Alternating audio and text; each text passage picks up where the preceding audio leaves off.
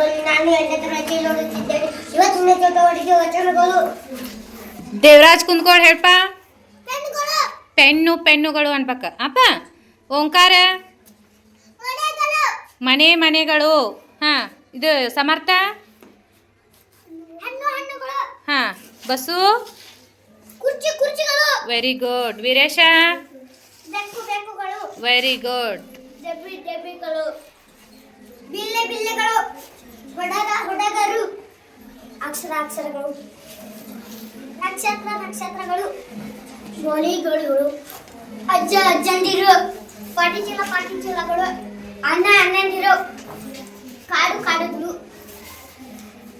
ಸಂಖ್ಯೆಗಳು. ಮಾಲೆಗಳು. ಶಾಲೆಗಳು. ಅಕ್ಕಂದಿರು. ಬಣ್ಣಗಳು. ಚೀಲಗಳು. Very good. ಹಂಗಾರೆ ಇವತ್ತಿನ ಚಟುವಟಿಕೆ ಏನಿತ್ತು ಹೇಳ್ರಿ? ವಚನಗಳಲ್ಲಿ ಏಕವಚನ ಮತ್ತು ಬಹುವಚನ. ಹೌದಲ್ಲ? Very good. Thank you. ಎಲ್ಲರಿಗೂ ಧನ್ಯವಾದ ಹೇಳ್ರಿ.